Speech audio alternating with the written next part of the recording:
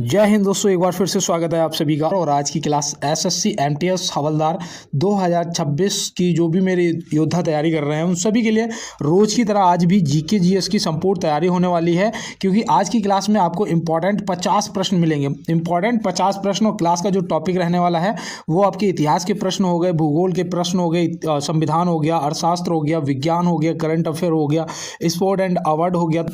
और बढ़ते हैं दोस्त बिना समय को बर्बाद किए अपने क्लास की तरफ।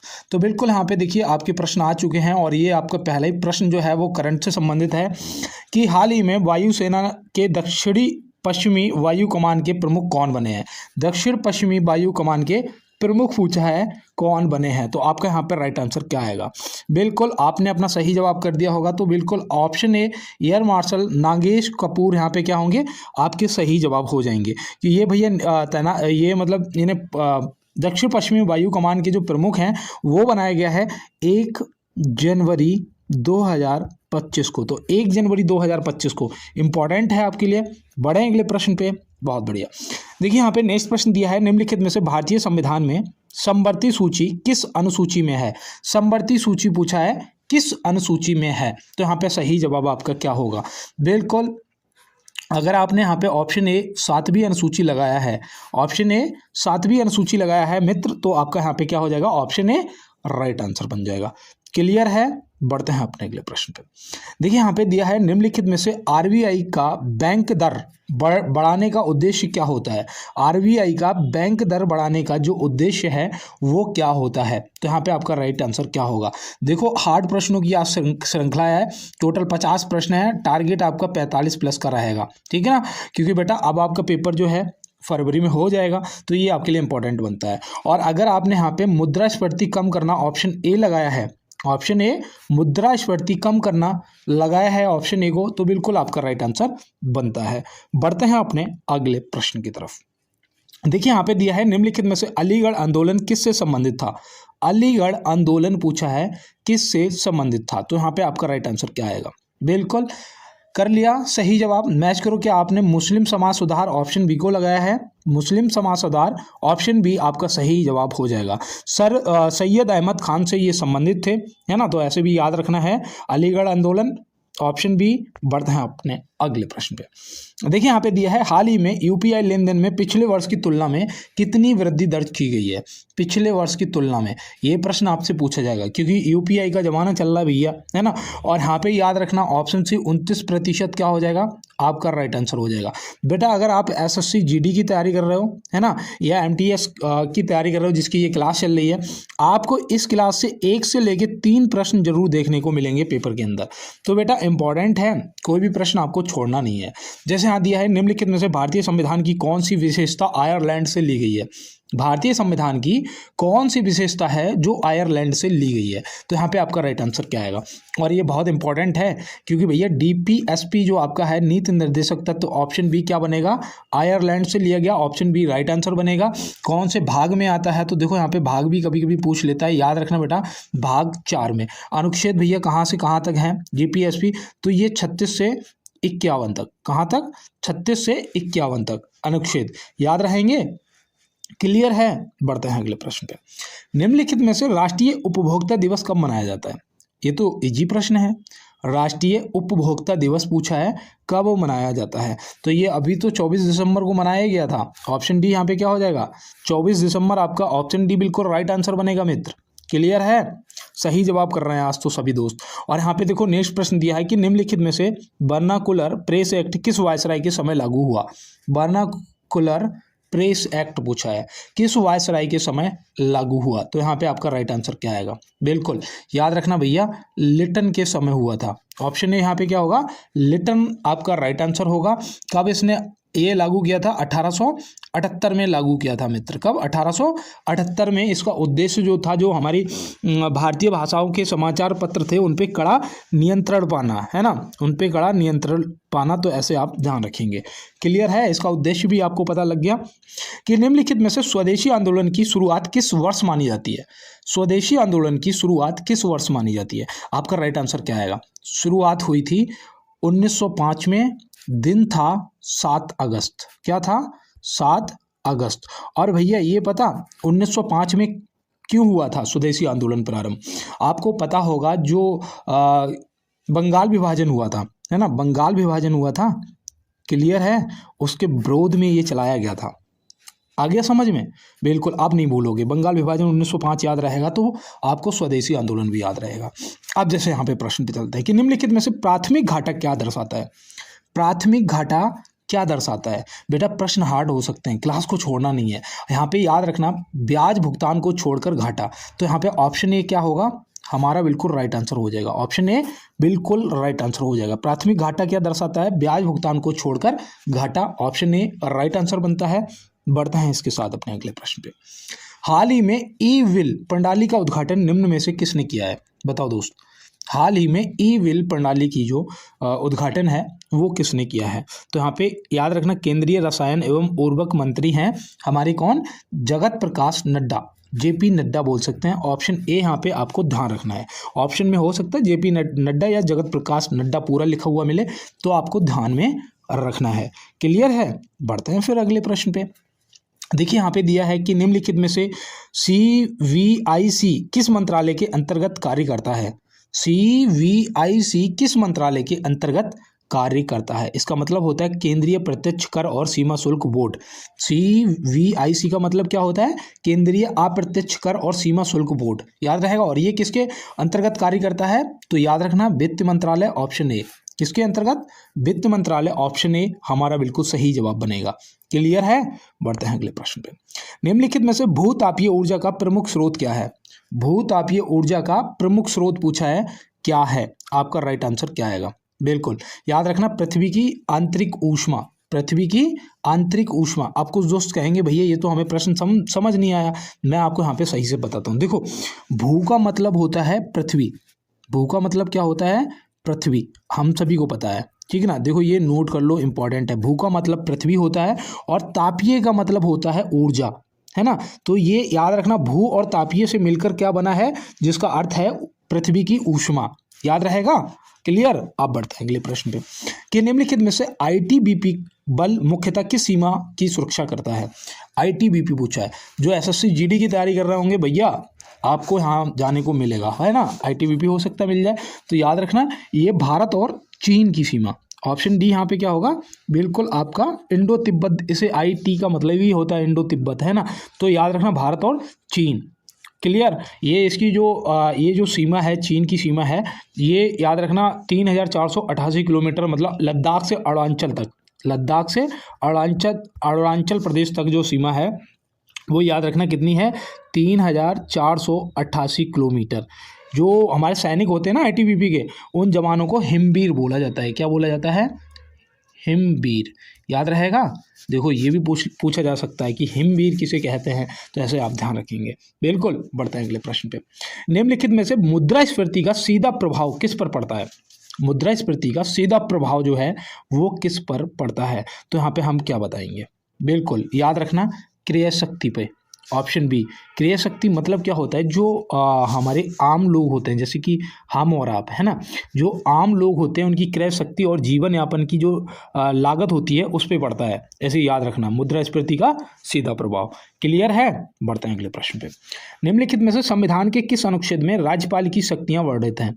राज्यपाल जी की शक्तियां पूछा है, किस अनुच्छेद में वर्णित हैं? तो यहाँ पे हमारा राइट आंसर क्या आएगा? ये प्रश्न तो भैया नहीं निकलना चाहिए आपके हाथ से, है ना। इसका तो सही जवाब कर ही दो, ऑप्शन बी, अनुच्छेद 154। ऑप्शन बी क्या हो जाएगा? अनुच्छेद 154। और राज्यपाल जी को जो क्षमादान की शक्ति है, कौन सी? क्षमादान की जो शक्ति है वो याद रखना अनुच्छेद 161 में दी गई है। ये भी आपको ध्यान रखना है, ठीक है ना। और जो मंत्रिपरिषद से सहायता और सलाह लेते हैं वो अनुच्छेद 163 के तहत लेते हैं। तो ये भी आपको यहाँ पे सहायता भी याद रखना है। क्लियर मित्र? बिल्कुल। बढ़ते हैं अगले प्रश्न पे।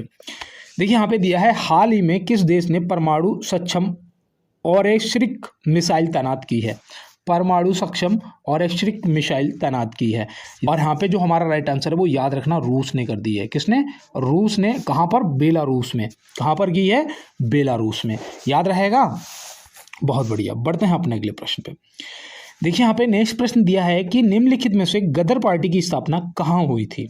गदर पार्टी की स्थापना पूछा है, कहाँ हुई थी? आप क्या बताएं, कब हुई थी ये भी बताना है। तो पहले तो याद रखना, गदर पार्टी की जो स्थापना है वो अमेरिका में हुई थी। ऑप्शन डी यहाँ पे क्या बनेगा, बिल्कुल हमारा राइट आंसर बन जाएगा अमेरिका, है ना, अमेरिका राइट आंसर। कब हुई थी? 1913 में हुई थी। कब हुई थी? 1913 में हुई थी, याद रहेगा, बिल्कुल। बढ़े अगले प्रश्न पे। भारत में बजट प्रस्तुत करने की परंपरा किसने शुरू की? भारत में बजट प्रस्तुत करने की जो परंपरा है वो किसने शुरू की और कब की, तो ये भी बताना है। तो पहले तो हम यहाँ पे प्रश्न का जवाब करेंगे कि विल्सन दिया है ना, जेम्स विल्सन, याद रखना ऑप्शन ए विल्सन क्या हो जाएगा, राइट आंसर हो जाएगा। कब करी थी, तो वो भी याद रखना बेटा, 1860 में करी थी। कब करी थी? 1860 में करी थी। क्लियर है, बहुत सुंदर। बढ़ते हैं अगले प्रश्न पे। निम्नलिखित में से दक्कन ट्राइब का निर्माण किससे हुआ? दक्कन ट्राइब का निर्माण, देखो आज हार्ड प्रश्न मैंने ऐसे ही नहीं कहा, आपको 30 तक हो सकता है कि कुछ प्रश्न ना समझ आए, ठीक है ना, जो आपसे गलत हो जाए, लेकिन 30 के बाद जो आपके 20 प्रश्न बचेंगे 50 तक पहुंचते पहुंचते, यहाँ पे मुझे आपका 20 में से 15 राइट स्कोर चाहिए और यहाँ पे 15 कर लो तो टोटल आपका 30 स्कोर हो जाएगा 50 में से, जो कि ठीक है, आप पास हो, ठीक है ना, बिल्कुल। अब देखो यहाँ पे याद रखना, दक्कन ट्रैप का जो निर्माण होता है दोस्त, वो ज्वालामुखी लावा से होता है। ऑप्शन ए यहाँ पे क्या हो जाएगा, आपका राइट आंसर हो जाएगा, लावा, याद रहेगा। बढ़ते हैं अगले प्रश्न पे। देखो यहाँ दिया है, निम्नलिखित में से संयुक्त राष्ट्र संघ की स्थापना कब हुई? संयुक्त राष्ट्र संघ की जो स्थापना है बेटा वो कब हुई? ये तो बहुत इजी है। अभी देखो जैसे मैं यहाँ पे बताऊंगा 24 अक्टूबर, वैसे आप मुझे यहाँ पे बिल्कुल सन जो है वो कमेंट बॉक्स में बता देंगे कि भैया 1945, ऑप्शन बी, बिल्कुल 24 अक्टूबर 1945 को हुई थी संयुक्त राष्ट्र संघ की स्थापना। आपको ध्यान रखना है, इंपॉर्टेंट है आपके लिए। बढ़ते हैं अपने अगले प्रश्न पे। निम्नलिखित में से राजस्व व्यय का उदाहरण कौन सा है? राजस्व व्यय का उदाहरण यहाँ पे पूछा है, कौन सा है? तो यहाँ पे आपका राइट आंसर क्या आएगा? बिल्कुल करिए भाई राइट आंसर, वेतन भुगतान, यही लगाया है, सही जवाब हो गया फिर तो आपका वेतन भुगतान यहाँ पे क्या हो जाएगा, आपका राइट आंसर राजस्व व्यय का। क्लियर। बढ़ते हैं अगले प्रश्न पे। हाल ही में गोवा में कुशावती खालिस्तान जिला बनने जा रहा है, कौन सा? पहला, दूसरा, तीसरा या चौथा? तो आपका राइट आंसर यहाँ पे क्या आएगा? आपको मैं बताऊं, गोवा में एक तो आपका दो जिले थे, है ना, एक आपका उत्तरी गोवा, एक आपका दक्षिणी गोवा। अब यहाँ पे तीसरा जिला बनने जा रहा है कुशावती में, तो यहाँ पे याद रखना तीसरा जिला, ऑप्शन सी क्या होगा, आपका राइट आंसर हो जाएगा। बिल्कुल क्लियर है। ये प्रश्न देखो पूछा जाएगा पेपर में, क्योंकि दो जिले थे, अब तीसरा जिला बनने जा रहा है। बढ़ते हैं अगले प्रश्न पे।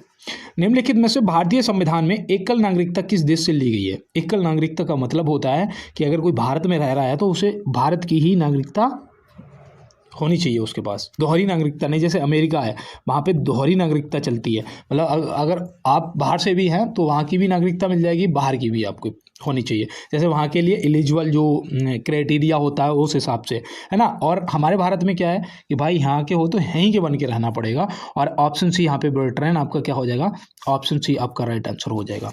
याद रहेगा, एकल नागरिकता मतलब एक नागरिकता होनी चाहिए। अब जैसे यहाँ पे नेक्स्ट प्रश्न है कि राष्ट्रीय जांच agency NIA, national investigation agency, है ना, NIA का पूर्ण रूप क्या होता है, नेशनल इन्वेस्टिगेशन एजेंसी, जिसे हिंदी में बोलते हैं राष्ट्रीय जांच एजेंसी, का गठन किस वर्ष हुआ? बहुत इजी प्रश्न है। और यहाँ पे देखो मैं आपको बताऊंगा, याद रखना, याद कैसे रखोगे वो भी बताऊंगा। 2008 में, कब हुआ? 2008 में मुंबई में एक आतंकवादी हमला हुआ था। कब हुआ था? 26/11। इसे अगर आप YouTube पे सर्च करेंगे 26/11, तो आपको एक मूवी, एक पिक्चर मिलेगी देखने के लिए, है ना, उसे देखना तो आप समझ जाएंगे, क्लियर हो जाएगा NIA का गठन, ठीक है ना, 2008 में। बढ़ते हैं इसके साथ अपने अगले प्रश्न पे। देखिए यहाँ दिया है, निम्नलिखित में से CVN का पूरा नाम क्या है? CVN का पूरा नाम क्या है? तो यहाँ पे आपका राइट आंसर क्या होगा? बिल्कुल सभी लोग कमेंट बॉक्स में करिएगा।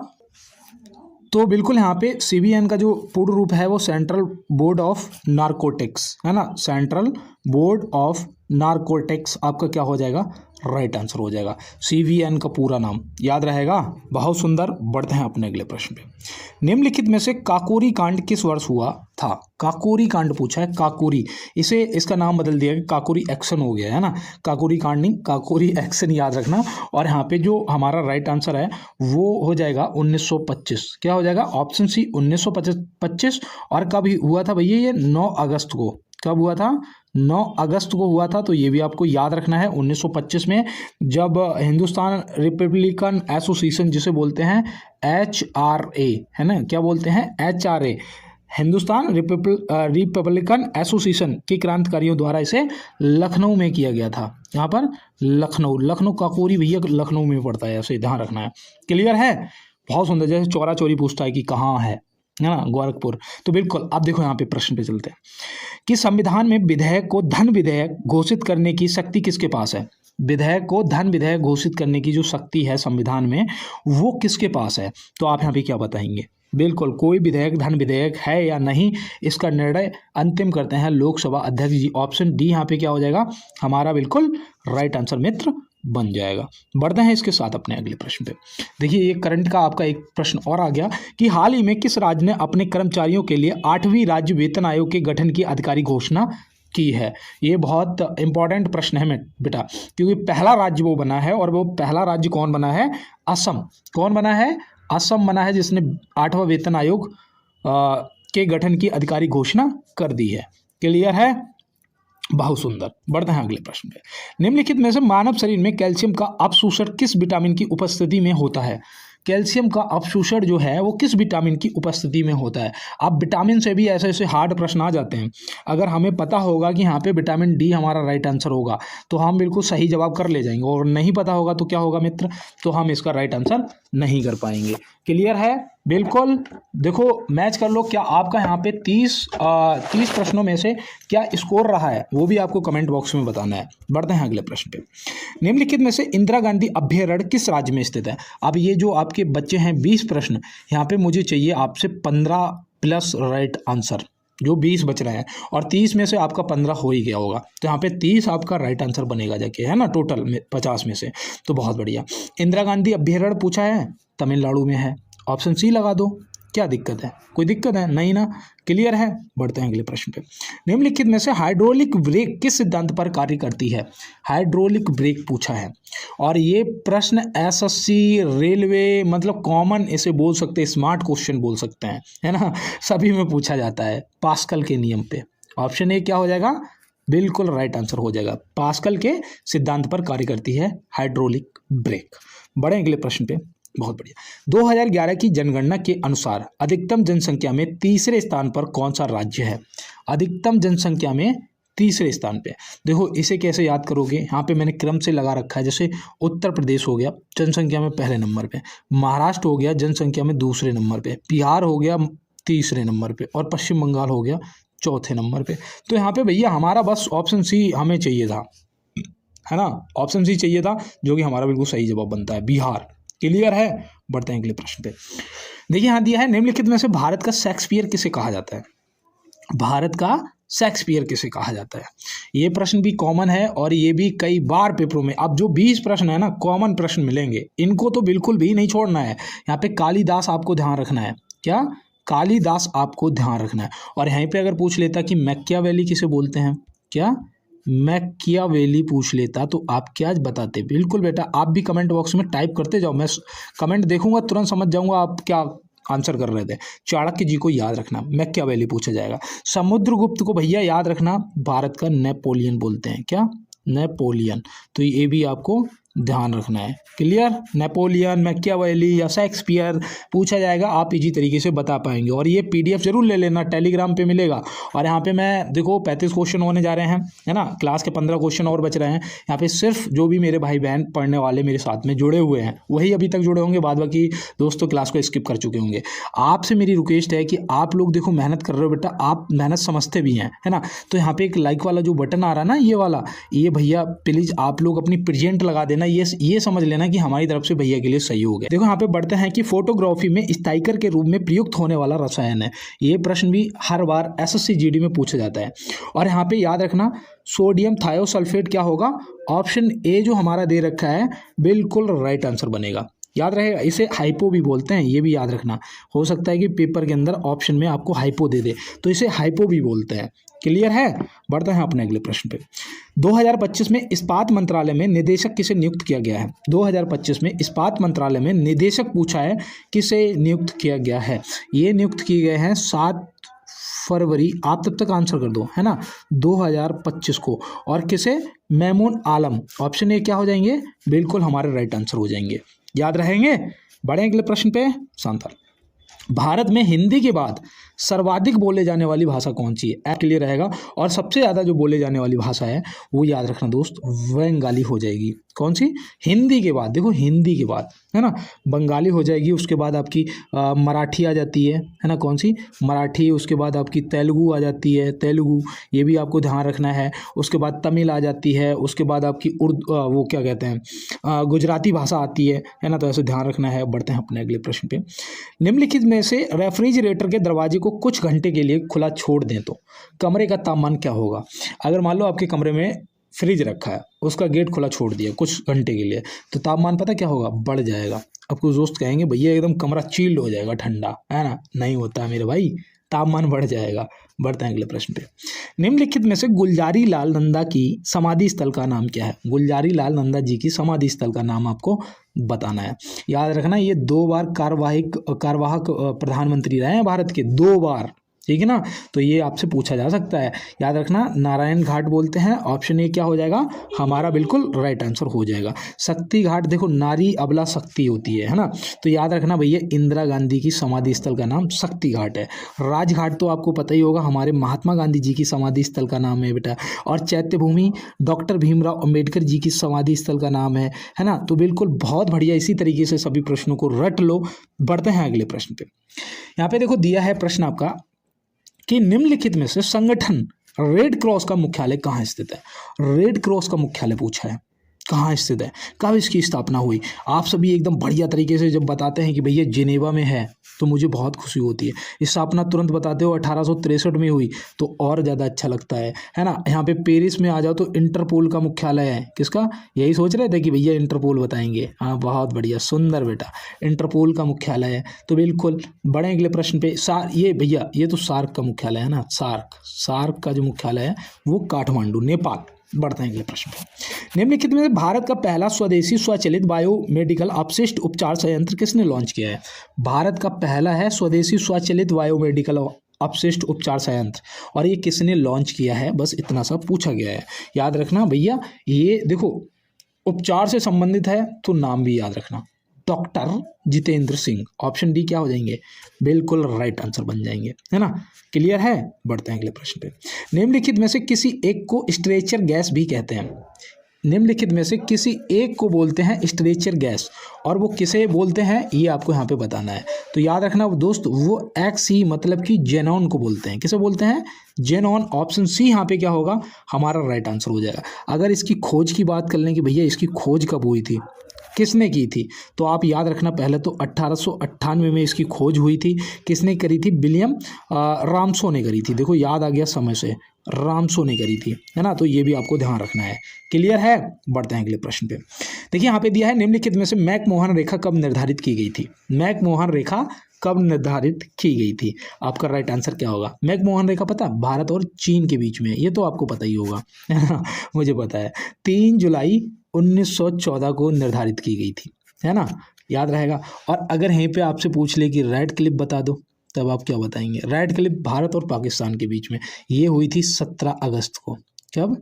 17 अगस्त 1947। याद रहेगा। कि निम्नलिखित में से किस खिलाड़ी को राजीव गांधी खेल रत्न पुरस्कार से सम्मानित किया गया है? राजीव गांधी खेल रत्न पुरस्कार 2025 में प्रश्न फंसेंगे दोस्त। और यहाँ पे याद रखना, डी गुकेश, हरमनप्रीत सिंह और प्रवीण कुमार, ये सभी हमारे क्या होंगे? Right answer. जो पहले राजीव गांधी खेल रत्न पुरस्कार अब पहले था, अब जो है मेजर ध्यानचंद खेल रत्न पुरस्कार हो गया। याद रहेगा। विटामिन एच का रासायनिक नाम क्या है? निम्नलिखित में से विटामिन एच का रासायनिक नाम बताओ भैया। और यहाँ पे विटामिन एच का जो रासायनिक नाम है वो बायोटीन है। सभी को रट्टा पड़ा है। थायमिन भी रट्टा पड़ा है कि भैया विटामिन B1 का रासायनिक नाम है। कैल्सीफेरॉल ये विटामिन D का रासायनिक नाम है ना। टेकोफेरॉल विटामिन E का रासायनिक नाम है। तो ये आपको रासायनिक नाम भी बेटा याद रखना है ना। और आप लोग जब पॉजिटिव कमेंट करते हो मुझे बहुत अच्छा लगता है। अब जैसे यहाँ पे दिया है निम्नलिखित में से ताम्र एवं टिन का मिश्र धातु क्या है?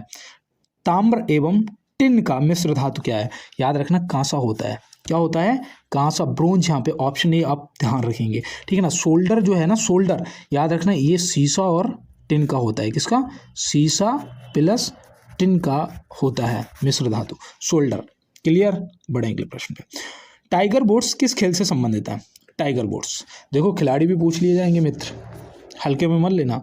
टाइगर बोट्स याद रखना, गोल्फ। टाइगर बोट्स किस खेल से संबंधित है? गोल्फ। बढ़ते हैं अगले प्रश्न पे। कपूर को किस विधि द्वारा शुद्ध किया जाता है? ये प्रश्न तो मुझे लगता है कि बहुत ही ज़्यादा कॉमन हो, एसएससी में भी पूछा गया, रेलवे शायद ग्रुप डी में भी पूछा गया, और आपका भी एसएससी का ये पेपर है मित्र, है ना, एसएससी एमटीएस वालों, याद रखना ऊर्ध्वापातन। ऑप्शन सी यहाँ पे क्या होगा?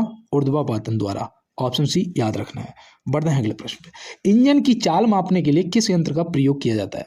इंजन की चाल मापने के लिए, अब यहाँ पे आपको समझ आएगा कि क्या होता है वास्तव में राइट आंसर। देखो, इंजन की चाल मापने के लिए टैकोमीटर का प्रयोग करते हैं। किसका? टैकोमीटर का। और स्पीड नापने के लिए स्पीडोमीटर। स्पीड किसकी? जैसे मान लो मोटरसाइकिल जा रहे हैं, अब देखो यहाँ पे दिया है कि भारत में प्रचुर मात्रा में उपलब्ध महत्वपूर्ण नाभिकीय ईंधन कौन सा है? क्लियर? थोरियम। बहुत सुंदर, आपने ऑप्शन बी यहाँ पे लगा दिया है ना, थोरियम, तो आपका राइट आंसर हो गया है। याद रहेगा। अब देखो, मैं आपसे यहाँ पे बस इतना कहूँगा कि अपना जो फीडबैक है ना बेटा, जैसे आप लोग पॉजिटिव कमेंट करते हो, मुझे बहुत अच्छा लगा। मैंने ऐसे ही आज आप लोगों का नाम लिया, क्यों? क्योंकि आप लोगों के कमेंट मुझे याद थे, आप लोगों ने पॉजिटिव कमेंट करे। तो बेटा आप भी अपना 1 से लेके 5 तक का ना फीडबैक जरूर देना है। सभी योद्धाओं को मेरा जय हिंद, वंदे मातरम, भारत माता की जय।